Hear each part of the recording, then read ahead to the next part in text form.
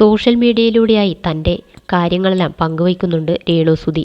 തനിക്ക് ക്യാൻസറാണെന്ന് അടുത്തിടെയായിരുന്നു രേണു തുറന്നു പറഞ്ഞത്. 15-ാം വയസ്സിൽ മാറിലൊരു മുഴ വന്നതാണ്. വേദനയൊന്നും ഇല്ലാതെ ഇരുന്നതിനാൽ അത്ര കാര്യമാക്കിയില്ല. ഇടയ്ക്ക് പരിശോധിച്ചപ്പോൾ ഭാവിയിൽ ക്യാൻസറായി വന്നേക്കാമെന്ന് പറഞ്ഞിരുന്നു. അന്ന് സർജറിയൊക്കെ പേടിയായിരുന്നു. അടുത്തിടെ ആ മുഴയുടെ ഷേപ്പിലൊരു മാറ്റം കണ്ടപ്പോഴാണ് വീണ്ടും ഡോക്ടറെ കണ്ടത്. അങ്ങനെ നടത്തിയ പരിശോധനയിലാണ് ക്യാൻസറാണെന്ന് കണ്ടെത്തുന്നത്. 4ാമത്തെ സ്റ്റേജിലാണ് എന്നും പറഞ്ഞിരുന്നു. യൂട്യൂബിലും ഇൻസ്റ്റാഗ്രാമിലൂടെയുമൊക്കെയായി രേണു വിവരങ്ങൾ പങ്കുവയ്ക്കുന്നുണ്ടായിരുന്നു. കീമോയ്ക്ക് മുൻപായി പിക്ക് ലൈൻ ഇട്ടതിനെക്കുറിച്ച് നേരത്തെ രേണു പറഞ്ഞിരുന്നു. ഇപ്പോഴിതാ ആദ്യ കീമോ കഴിഞ്ഞുവെന്ന വിവരമാണ് പുതിയ പോസ്റ്റിലൂടെ രേണു പങ്കുവച്ചത്. ഫസ്റ്റ് കീമോ കഴിഞ്ഞു. ചേച്ചി ഫുഡ് തരുന്നു. എനിക്ക് വയ്യ. നല്ല ക്ഷീണവും ശരീരവേദനയുമാണ്.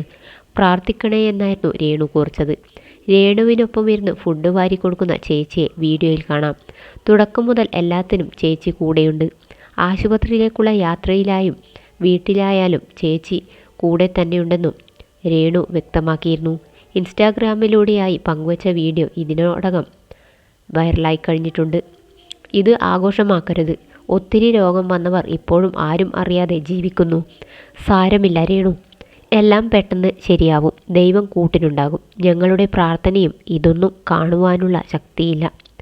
എത്രയും പെട്ടെന്ന് എല്ലാം ഭേദമാവട്ടെ. ഈ സമയത്ത് പറയാൻ പാടില്ല. എന്നാലും എന്തൊരു അഹങ്കാരമായിരുന്നു നേരത്തെ. ഇത്രയേ ഉള്ളൂ മനുഷ്യൻ. ഒരിക്കലും അഹങ്കരിക്കാൻ പാടില്ല തുടങ്ങിയ കമൻറ്റുകളും പോസ്റ്റിന് താഴെയുണ്ടായിരുന്നു. ഇതിനകം തന്നെ RIP പോസ്റ്റ് ഞാൻ കണ്ടിരുന്നു. അസുഖം ആർക്ക് വേണമെങ്കിലും എപ്പോൾ വേണമെങ്കിലും വരാം. ഇങ്ങനെയൊന്നും ആരോടും പറയരുതെന്നായിരുന്നു രേണു പറഞ്ഞത്. ഇനി കീമോയൊക്കെ തുടങ്ങിയാൽ മുടിയൊക്കെ പോകും. പറ്റുന്ന പോലെയൊക്കെ വീഡിയോ ചെയ്യും. വ്ലോഗായിട്ടാണെങ്കിലും കാര്യങ്ങൾ പറയും. എല്ലാത്തിനും കൂടെ വരുന്നത് ചേച്ചിയാണ്. നഴ്സായി ജോലി ചെയ്യുകയാണ്. അവധിയൊക്കെ എടുത്ത് എൻ്റെ കൂടെ വരുന്നത് ചേച്ചിയാണ്. ഞാൻ കള്ളം പറയുകയാണെന്നുള്ള കമൻറ്റുകളൊക്കെ കണ്ടിരുന്നു.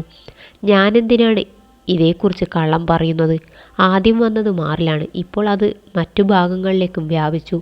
എൻ്റെ മാനേജറായ കരിഷ്മയാണ് ചേച്ചിയോടൊക്കെ പറഞ്ഞത്. എൻ്റെ മനസ്സിലെ വേദന ഞാൻ കരഞ്ഞല്ലേ കാണിക്കുന്നത്. നമ്മുടെ ശരീരത്തിൽ എന്ത് അസുഖം വന്നാലും തളരാതെ നിൽക്കുക.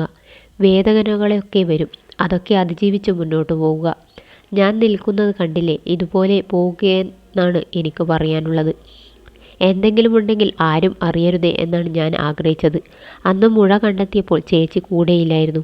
ഹൈദരാബാദിലായിരുന്നു. മുഴ ഓപ്പറേറ്റ് ചെയ്ത് കളയണമെന്ന് അന്നേ പറഞ്ഞതാണ്. ഞാനത് വീട്ടിൽ ആരോടും പറഞ്ഞില്ല. ഇപ്പോഴും പറയാൻ ഉദ്ദേശിച്ചതായിരുന്നില്ല. കരിഷ്മയാണ് പറഞ്ഞത്.